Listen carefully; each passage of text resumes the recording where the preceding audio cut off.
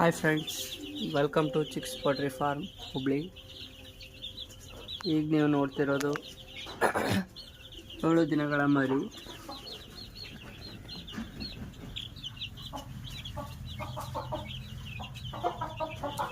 First day ಮರಿಗೆ ಈಗಿನ ಮರಿಗೆ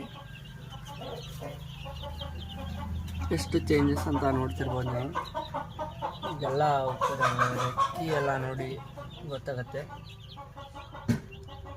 ರೆಕ್ಕೆ ಎಲ್ಲ ಬೆಳೆದಿದ್ದಾವೆ. ಆಮೇಲೆ ಈ ಥರ ಸ್ಟ್ಯಾಂಡ್ ಫೀಡರ್ ಹೈಟ್ ಮಾಡಿರ್ತೀವಿ. ಅವಕ್ಕೆ ನೆಕ್ ಮೊದಲೇ ತಲುಪ್ತಿರ್ತಿಲ್ಲ, ಈಗೆಲ್ಲ ಈಸಿಯಾಗಿ ತಿಂತವೆ.